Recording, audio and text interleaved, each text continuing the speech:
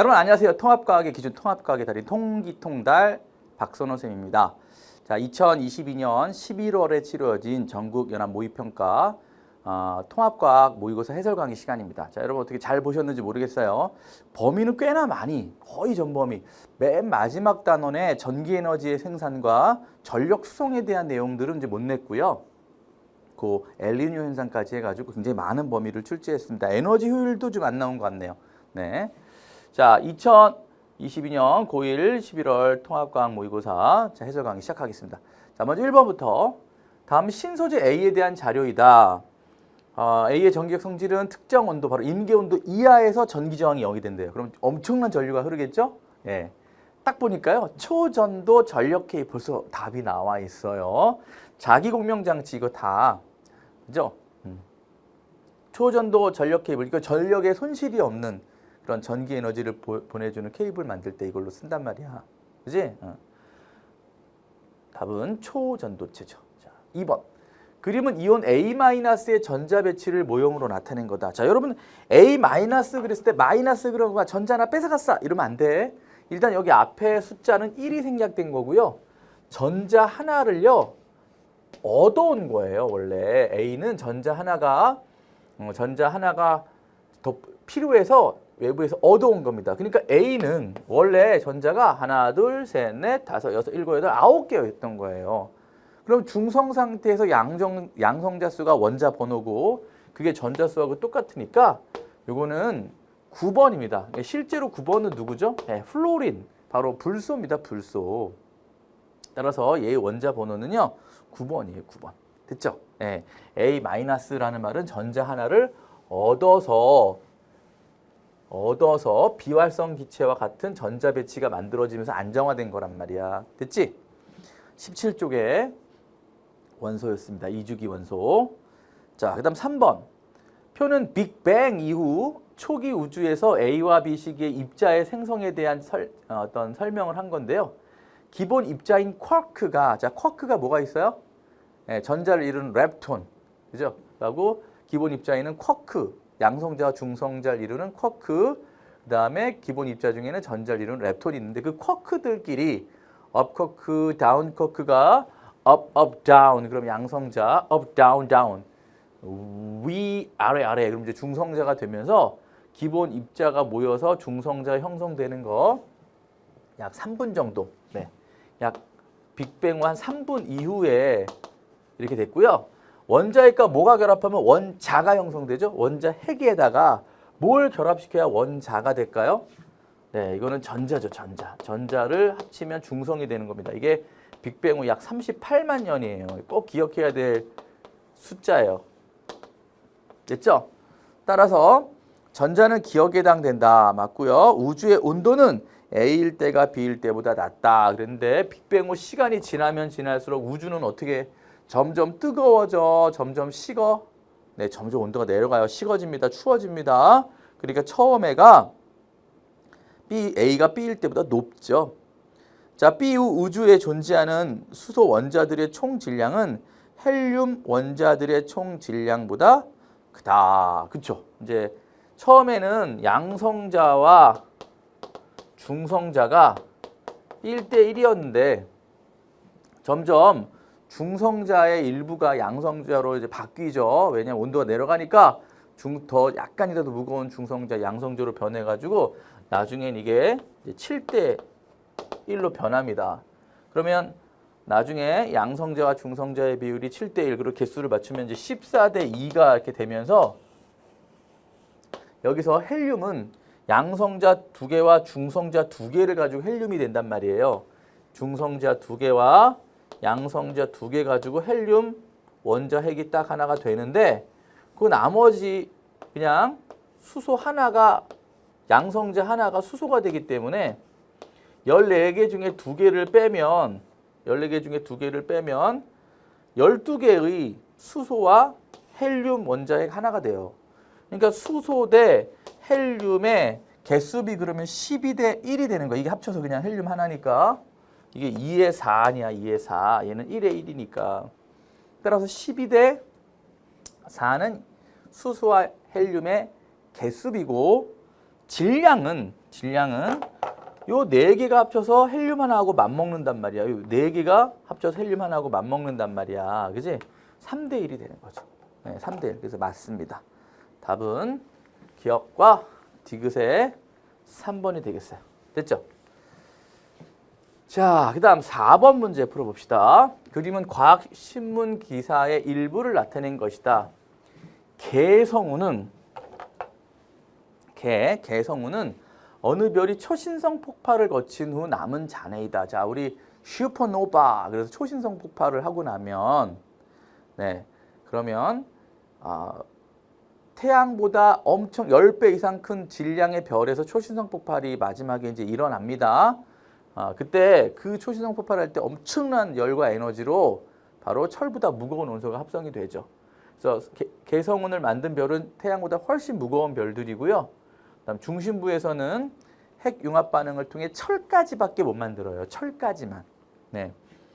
기억 과정에서 철보다 무거운 원소가 생성된다. 네, 초신성 폭발을 하면 철보다 무거운 막 금이나 우라늄이나 백금이나 뭐 아이오딘이나 이런 것들이 이제 만들어지죠. 니은의 질량은 태양보다 훨씬 큽니다. 거의 10배 이상 큰 핵융합이 진행돼서 태양보다 10배 큰 별 내부에서는 어디까지? 철까지 만들어진다. 태양 정도의 질량에서는 탄소까지만 만들어지죠. 네, 답은 5번이에요. 자, 5번. 다음은 지질시대 중 어느 시기에 대한 설명이다. 와, 이거 웬 벌레야? 자, 여러분 이거 바퀴벌레 아니에요. 이거 뭐죠? 네, 완종류라고 그래서 삼엽충입니다. 여기 어깨가 이렇게 발달한 것처럼 이렇게 생긴 거예요. 완종류라고 하는데요. 어깨에 다리가 붙어 있다면 해서 완종류인데 이게 삼엽충으로 삼필갑푸, 삼엽충, 필석, 갑주어, 푸졸리나 얘네들이 다 고생대 때 표준화석이죠. 그래서 언제 판게아가 형성됐냐? 고생대 말에. 이거 너무 중요한 거예요. 빵게아 또는 판게아 해가지고요. 초대륙이에요. 지금과 같은 대륙이 아니고요. 이 아프리카, 아메리카, 아시아, 뭐 오세아니아가 이게 다 그냥 붙어 있는 그런 초대륙을 판게아라 하는데 고생대 말에 형성됐고요. 그때 급격한 환경 변화가 일어나서 그때 엄청난 멸종이 일어나는데 고생대 생물들, 지표 생물들이 많이 죽었겠죠. 대멸종이 일어났습니다. 따라서 이건 고생대 말의 판게아 형성 앤드 얘는 삼엽충이에요. 삼엽충. 답은 1번이네요. 암모나이트는요, 이거 중생대 표준화석입니다. 암공시, 암모나이트 공룡 시조새. 화폐석은 이건 신생대예요. 화맘 또는 화매, 화폐석, 맘모스, 맘머드. 자, 6번. 동물 세포의 구조를 나타낸 것이다. ABC는 각각 미토콘드리아, 리보솜, 핵 중에 하나다라고 했는데 그림상 보니까요. A 보면 이렇게 점이 이렇게 하나 있고요. 이게 소포체에 이렇게 점이 이렇게 붙어 있잖아요. 이게 바로 이제 리보솜입니다. A는 리보솜이고, B가 이제 핵막이에요. 이거 핵막. 그리고 이제 C가 미토콘드리아예요. 소세지에 케찹 발라놓은 것처럼 생긴 게 바로 이제 미토콘드리아인데 A는 리보솜이다. B에는 핵산이 있다. 여러분 핵산이 영어로 뭐야? 핵 뉴클레어. 산이 뭐야? acid. NA죠. NA. 그래서 NA인데요. 여러분 핵 속에는요. DNA도 있고 RNA도 있어요. 그 DNA, RNA가 핵산이에요. 오케이. C에는 세포업이 일어난다. 자, C에서 미토콘드리아 세포업하죠. ATP 만듭니다. 답은 5번. 자, 그다음 두 번째 페이지로 가볼까요? 그림은 주기율표의 일부를 나타낸 것이다. 네, 1족에 수소, 리튬까지 그리고 쭉 생략하고 14족에 1주기는 없죠. 17쪽까지도 1주기는 없습니다. 18쪽에서 이제 헬륨이 나타나는 거니까 탄소와 플루오린이 나타났네요. 리튬과 탄소는 화학적 성질이 비슷하다. 자, 화학적 성질은요. 족에서 같죠, 족에서. 여기서도 이제 족에서 같은데 이 수소는 빼야 돼요. 이거 비금속이니까 리튬, 나트륨, 칼륨이 화학적 성질이 비슷하죠. 얘네들은 그냥 껍질이 두 껍질이다 이거잖아. 주기는 크기와 관계 있는데 껍질수. 땡. 리튬과 플루오린이 화학 결합할 때는 리튬은 전자를 얻는다. 자, 여러분 리튬과 플루오린이 결합을 할 때는요. 얘는 금속 원소이기 때문에 Li 플러스 전자를 잃어서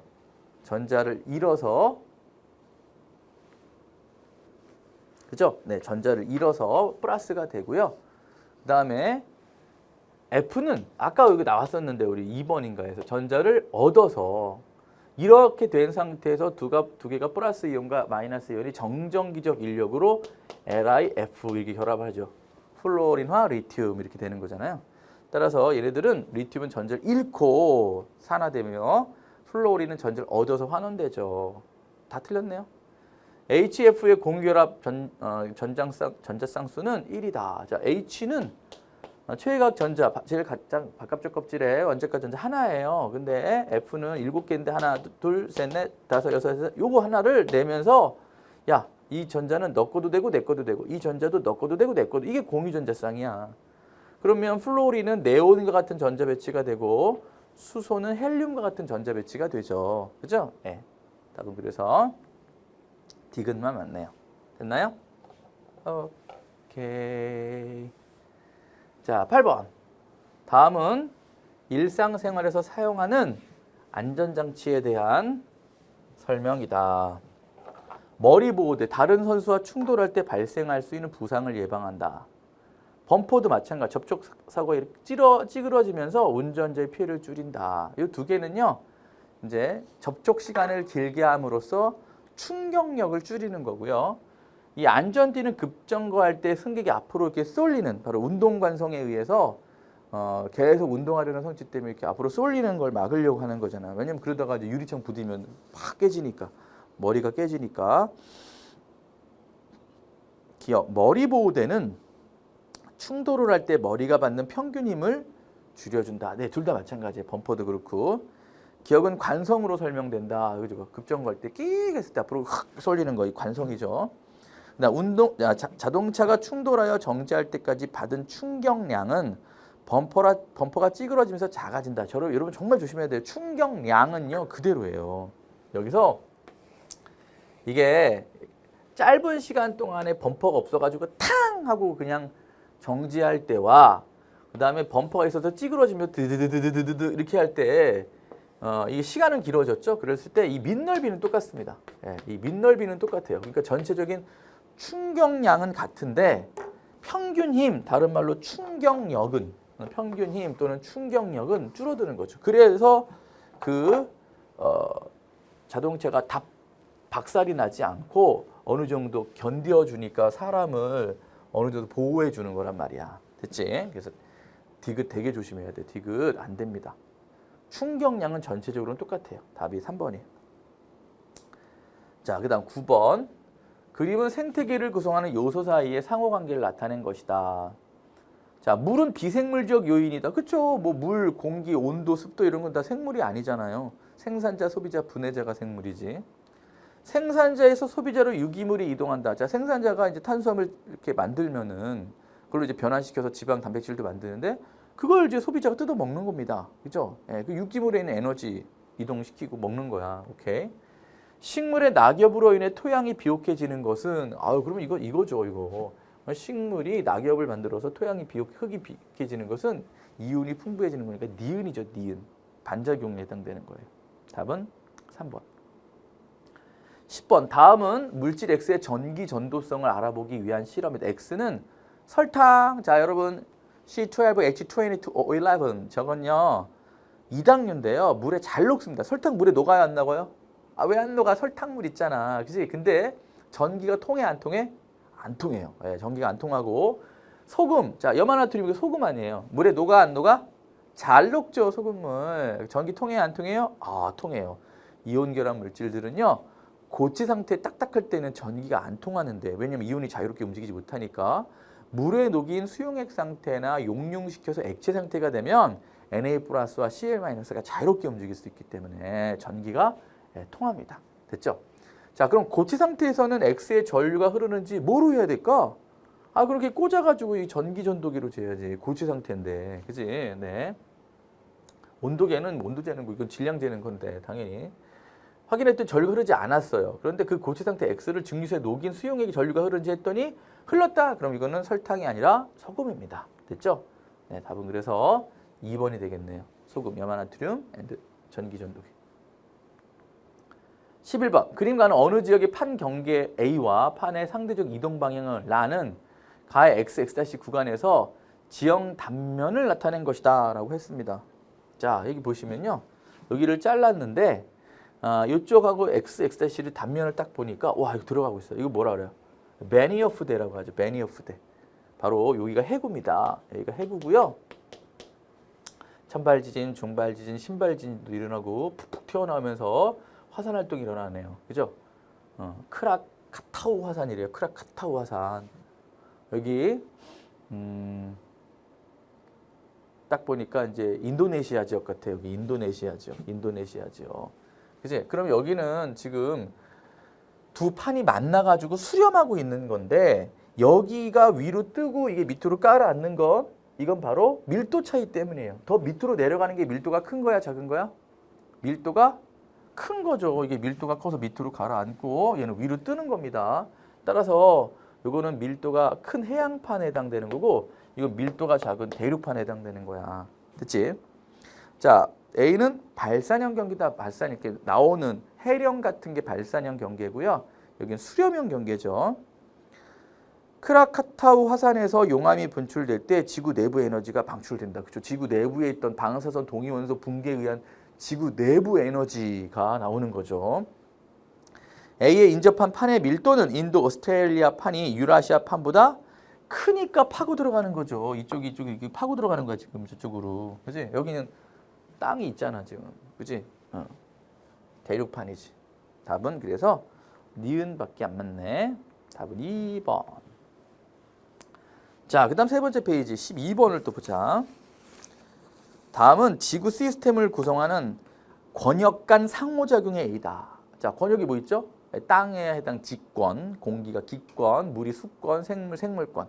그죠? 외권은 이제 지구에 있는 시스템은 아니니까 지구에 영향을 주긴 하지만 그럼 지진에 의해 해일이 발생한다. 그럼 지진이니까 지권에서 물에 영향을 준 거잖아. 지수죠, 지수.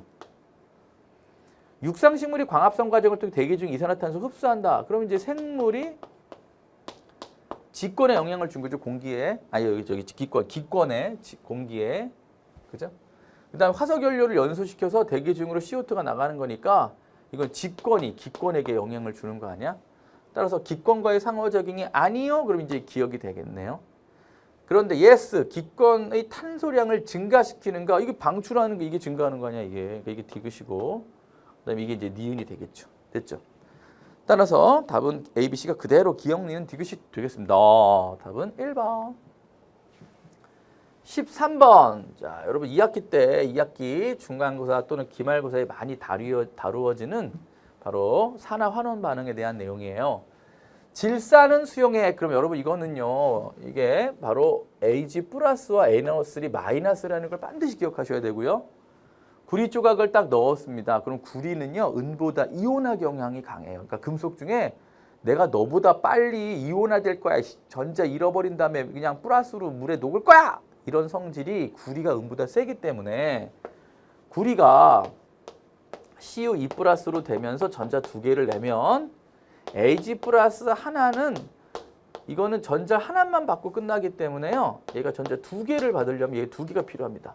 그래서 Ag가 되는 거예요. 그래서 구리는 전자를 잃었기 때문에 산화가 되는 거고 은은 전자를 얻었기 때문에 환원이 되는 거야. 됐지? 그래서 이 두 개가 이제 없어져 버렸잖아요. 그게 은이에요. 얘는 하나가 늘어났잖아요. 그죠? 얘는 구리 이온이에요. 그러니까 얘는 Ag 플러스 두 개가 없어지고 하나는 남았다. Cu2 플러스 하나가 늘어났다. 이렇게 되는 거죠. 됐죠? 네, 답은 그래서 동그라미는 구리 이온이다. 맞고 이 반응 일어날 때 전자 이동이 일어났습니다. 산화환원 반응이에요. 이 반응에서 세모는 아이고 얘는 전자를 얻었으니까 환원된 거죠. 여러분 다시 헷갈리나요? 산화환원? 산소와 결합한다. 산화. 그 붙었던 산소가 떨어져서 원래대로 돌아온다. 그럼 환원. 그럼 그 산소라는 물질과 반대적인 개념이 전자나 수소예요.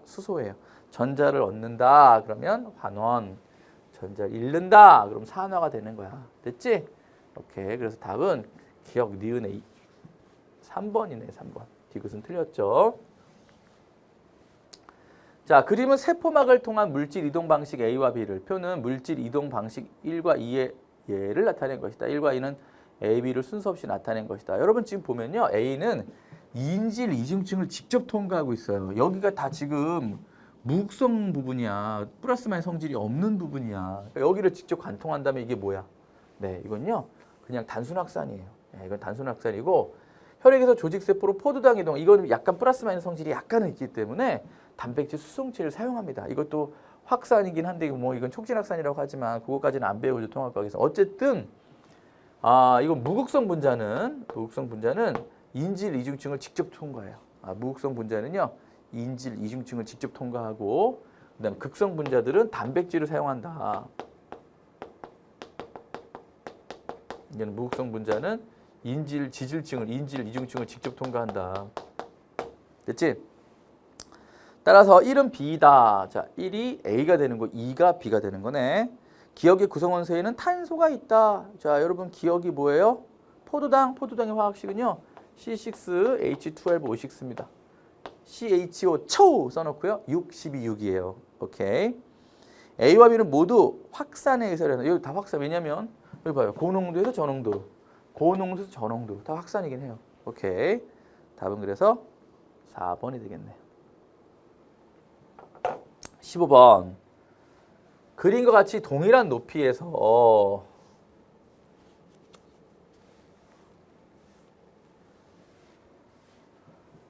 물체 A를 가만히 놓는 순간 물체 B를 수평 방향으로 V 방향으로 던졌더니 A와 B가 각각 경로를 따라 운동한다. A를 가만히 놓은 순간부터 A가 수평면에 도달할 때까지 걸리는 시간 1초다. 그럼 얘가 여기까지 가는데 1초 걸리면 얘가 여기까지 가는데 몇 초 걸려요? 이것도 1초 걸립니다. 왜냐하면 옆으로는 그냥 등속 운동을 하는 거고요. 등속도 운동을 하는 거고 위아래로는 등가속도 운동을 하는데 그게 그대로 똑같이 떨어져요. 알았죠? 자, 따라서 A에 작용하는 중력의 방향은 계속 지구 중심 방향으로 해요. 얘도 마찬가지로 지구 중심 방향으로 힘이 작용한 거예요. B가 수평면에 도달하는 순간 B의 수평 방향의 속도는 계속 V야.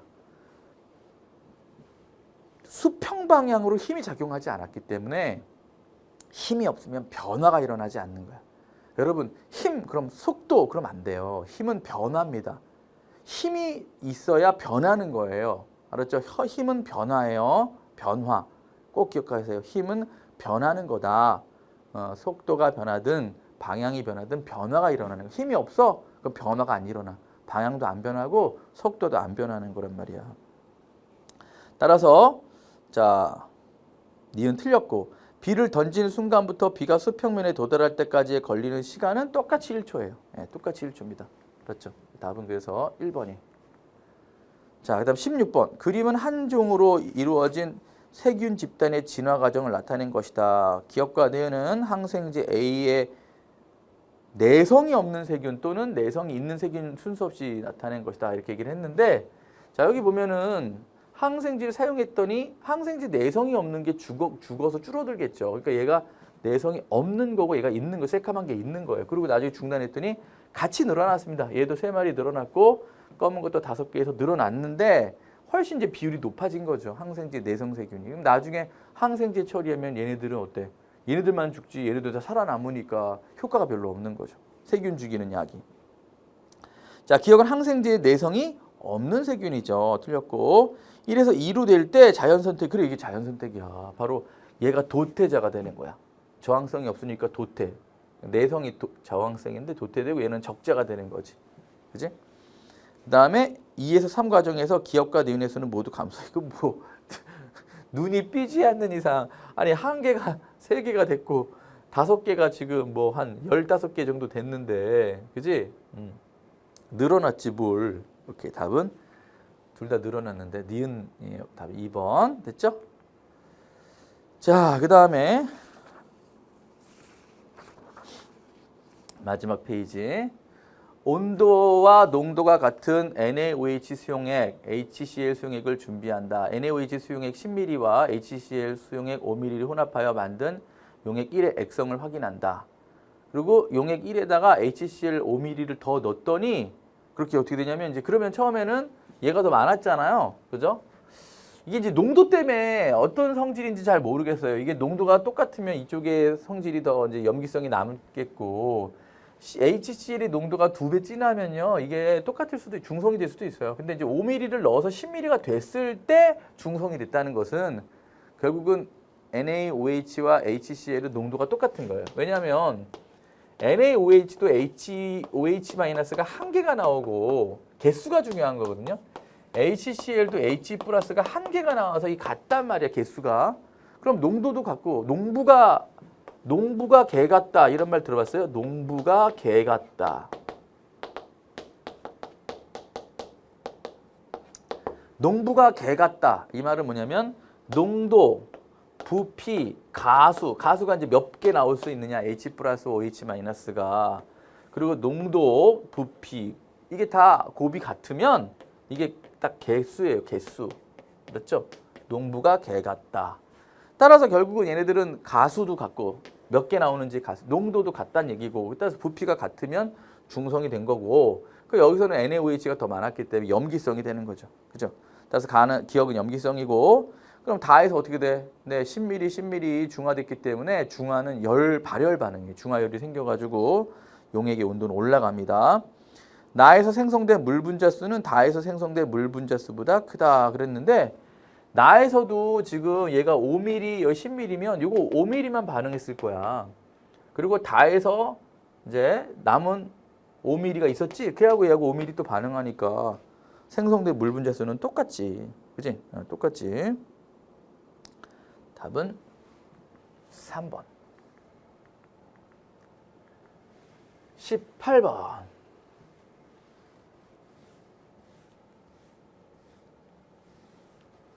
그림은 세포에서 일어나는 유전 정보를 흐름을 나타낸 것이다. 각각 아데닌, 유라실, 타이민, 사이토신 중에 하나고 가환하는 각각 번역과 전사 중에 하나다 그랬는데요. 자, 여러분 RNA는요 타이민이 없어요. DNA는 유라실이 없습니다. 여기에 기억, 니은, 디귿, 리을 중에 지금 G는 뺐으니까 보니까 기억, 디귿, 리을은 다 있는데 여기 니은이 없네. 얘는 니은이 있는데 여기 리을이 없네. 그럼 얘가 이제 니은이 타이민이지. 그러면 그 상보적으로 이게 이제 아데닌이니까 얘가 주형인가 보다. 얘를 통해 가지고 mRNA가 만들어진 거고요. 그럼 이제 기억이 아데닌이고, 그죠? 그럼 리을은 뭐가 돼? 타이민이 아니야. 유라실이 되는 거지. 이거에는 이제 사이토신이고. 됐지? 리을이 뭐라고요? 유라실. 이렇게 되는 거예요. 그럼 얘는 아데닌. 이렇게 되는 거잖아. 이런 식으로 가는 거야. 따라서 가는 번역, 뭐야 이거. 자, DNA에서 RNA 만드는 걸 전서라고 하죠. 그 RNA에서 나가 만들어지는 게 번역이라고 하는 거죠. 따라서 가는 번역이 틀렸고, 니은은 아데닌이다. 네, 니은은 타이민입니다. 땡. DNA의 단위체는 뉴클레오타이드다. 그렇죠? 우리 DNA나 RNA 기본 단위체는요. 인산 하나, 5탄당, 바로 디옥시리보스 또는 리보스가 있는 5탄당의 질소염기. ATCG 또는 AUCG가 하나 있는 DNA니까 ATCG가 있는 그 뉴클레오타이드입니다. 단백질을 쫙 이제 나누면 단위체가 아미노산이고 녹말을 쭉 나누면 포도당이듯이 그렇지?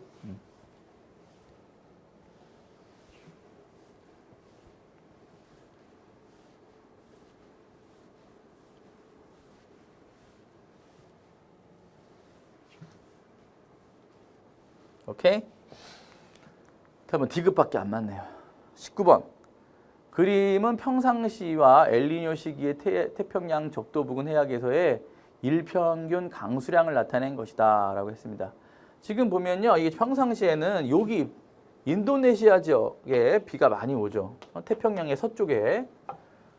근데 이제 여기는 중간에 비가 많이 오게 됩니다. 이건 이제 뭐냐면 이 엘니뇨 현상 어떤 일이 벌어지는 거냐면 남동 무역풍이 약화되는 거예요.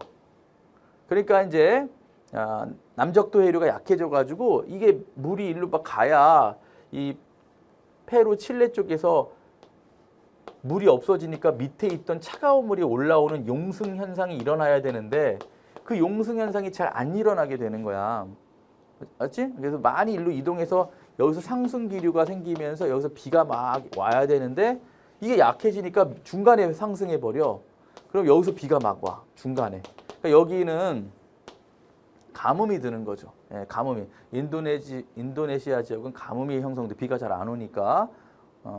그리고 여기는 물고기가 안 잡혀요. 왜냐하면 용승 현상이 일어나서 찬물이 올라와야 좋은 어장이 형성돼. 산소가 많아져야.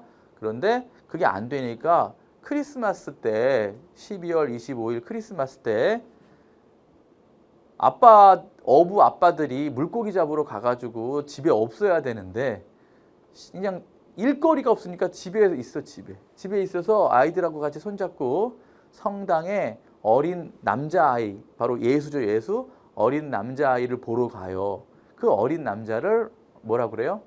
El Niño라고 하는 거예요. 그렇죠? El Niño. 스페인어로. 오케이. 무역풍의 세기가 엘니뇨 현상이 있을 때는 약해진 겁니다. 그다음 A 지역의 일평균 강수량이 적어져요. 여기 비가 잘 안 옵니다. 여기서 비가 와버리기 때문에 가뭄이 들어요. 맞고 B 해역의 평균 표층 수온이 높다. 그렇지? 왜냐하면 용승 현상이 잘 일어나지 않으니까. 원래는 용승 현상이 일어나가지고 찬물이 올라와서 여기가 서늘해야 되는데 그러니까 어느 정도는 온도가 낮아야 되는데 이게 안 이러니까 덥게 돼버려요. 그 물고기 안 잡히는 원인이 된단 말이야. 그렇지? 답은 기역, 니은, 디귿 세 개가 다 맞았습니다. 자, 마지막 20번. 그림 가는 수평면에서 3V의 속력으로 운동하는 물체 A가 정지해 있는 물체 B와 충돌한 후 A, B가 V 속력으로 함께 운동하는 모습을 나타낸 것이다. 각각 질량 M과 EM이고 A, B가 충돌하는 동안 B가 A로부터 받은 힘의 크기를 시간에 따라 나타낸 것이다. 이때 시간은 T다. 자, 여러분 충돌 전과 충돌 후에 총 운동량의 합은 같아야 돼요. 총 운동량의 합은 같아야 돼. 얘는 정지되어 있으니까. 자, 운동량은 뭐 곱하기 뭐다? 질량 곱하기 속도다. 그러니까 방향은 지금 얘는 어차피 정지하고 이게 다 오른쪽이네요. 왼쪽은 없습니다. 그러니까 얘는 운동량이 0이었고요. 자, 오른쪽을 플러스로 잡겠습니다. 그럼 질량 곱하기 속도니까 얘의 운동량은요. M3V니까 3MV네요. 그죠? 3MV. 오른쪽. 방향이 있어야 돼 원래. 벡터니까. 근데 이제 합쳐져서 3MV가 됐습니다. 그죠? 3M이 됐습니다. 질량이. 그리고 V로 이동하니까 얘도 있잖아요. 3MV 합쳐가지고. 그죠? 예. 그래서 이게 같은 거야. 됐지? 처음에 두 물체의 운동량의 총합과 부딪힌 후에 두 물체의 운동량의 총합은 같아야 돼. 그렇지? 핵심이. 근데 이제 이때 결국 이 물체를 다시 나눠보면 얘도 V로 움직이고 있고 얘도 V로 움직이고 있죠. 그럼 얘 물체 A만의 운동량, 그러니까 이 3MV는 A만의 운동량이 MV고요. 이 B만의 운동량은 2MV입니다. 방향은 똑같이 오른쪽 방향이고. 그죠? 그래서 3MV예요. 그러니까 A의 입장에서는 3MV가 MV로 됐으니까 2MV가 줄어든 겁니다. 그러니까 2MV의 충격을 받은 거예요. 마이너스 2MV가 되는 거예요. 이 A의 충격량은. 그러면 B는 이쪽 방향으로 플러스 2MV를 받은 거죠. 왜냐하면 처음에 0이었는데 이렇게 2MV가 됐으니까 2MV의 충격을 받은 거야. 따라서 여기서 B가 A로 받은 힘의 크기와 이 시간과의 이게 바로 충격량이야. 이 넓이가 충격량이 되는 건데 이 충격량이 바로 EMV가 되는 거예요. 왜냐하면 충격량은 운동량의 변화량. 꼭 외우세요. 다시 한번. 충격량은 운동량의 변화량. 충격량은 운동량의 변화량. 그러니까 나중 운동량에서 처음 운동량을 빼면 돼요. B는 EMV에서 0을 빼니까 EMV가 그죠? 네. 오케이. B가 받은 충격량이 되는 거고 A가 받은 충격량은 마이너스 EMV가 되는 거지. 오른쪽 방향을 플러스라고 한다면 따라서 A의 운동량의 크기는 충돌 전이 충돌 후보다 작다. 충돌 전에는 3MV고 충돌 후에는 MV니까 처음이 더 컸죠.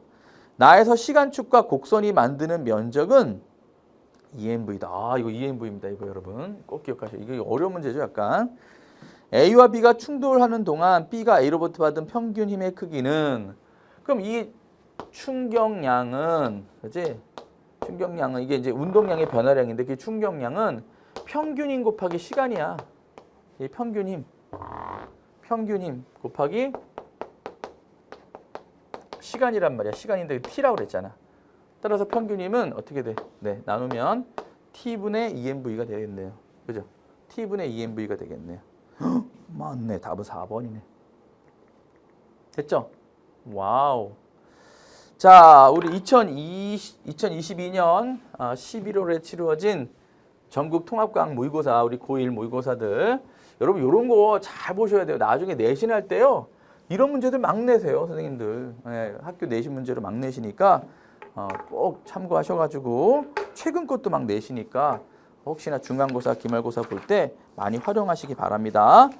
자, 이 통합과학은 수능 과목은 아니지만 또 이제 다음에 혹시나 물리학, 화학, 생명과학, 지구과학 공부하실 때 원이든 투든 간에 다 토대가 되는 그런 내용들이고 또 나와요. 그 내용들이. 열심히 공부하시기 바랍니다.